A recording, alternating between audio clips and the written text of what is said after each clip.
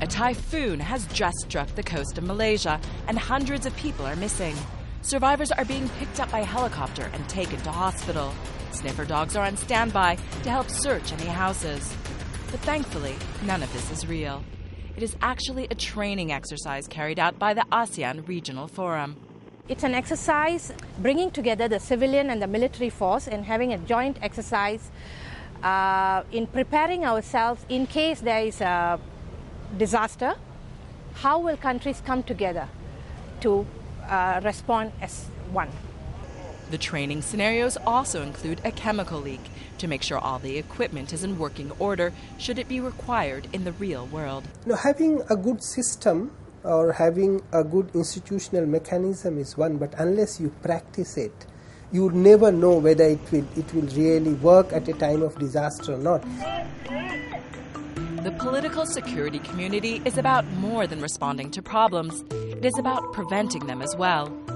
Since it was formed to today, ASEAN has ensured the entire region has remained at peace, providing a solid foundation for economic development as well as socio-cultural opportunities. The Treaty of Amity and Cooperation in Southeast Asia came into existence in 1976 and remains the key code of conduct governing interstate relations in the region. It lays out numerous fundamental principles, including mutual respect for the independence and sovereignty of all nations, non-interference in the internal affairs of one another, and the settlement of differences by peaceful means. In 1995, government leaders signed a treaty to make ASEAN a nuclear weapon-free zone to further promote peace in the region.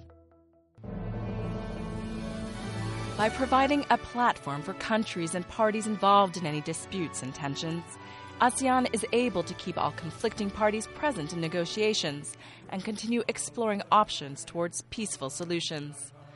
And it isn't just talking within the 10 countries that has kept the region safe. Over the past few years, ASEAN has deepened and strengthened its relations across Asia and the world. ASEAN's continued cooperation with its international partners promotes peace, stability, prosperity, and the development of the region. Not only are there regular ASEAN meetings between the foreign ministers, but there are also East Asia summits, which allow ASEAN to have a real impact on issues in the wider region.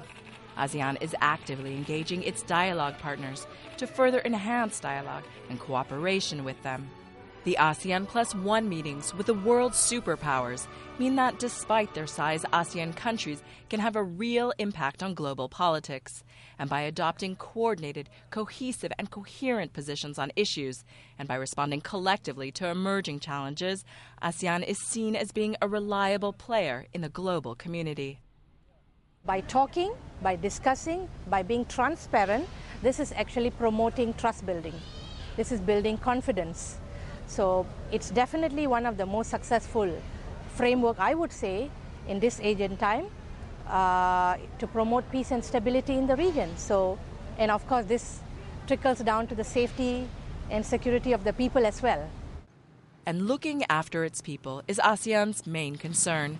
The political security community promotes political development in adherence to the principles of democracy, the rule of law and good governance, and respect for the promotion and protection of human rights and fundamental freedoms as inscribed in the ASEAN Charter. What are countries but about people? So you have a people-centered ASEAN. And what is it about people that is important? People have rights. People want to live decent lives. They want to have protection from fear. They do not want to live in fear. When you're dealing with lives, I think the best teacher of all is experience. And the experiences of a collective of nations, is really better than just one nation looking inward. ASEAN uses the political security community to create a rules-based union of shared values and norms, which is cohesive, peaceful, and resilient. By bringing the 10 nations together, it gives a shared responsibility for security, which allows Southeast Asia to be a dynamic and outward-looking region in an increasingly integrated and interdependent world.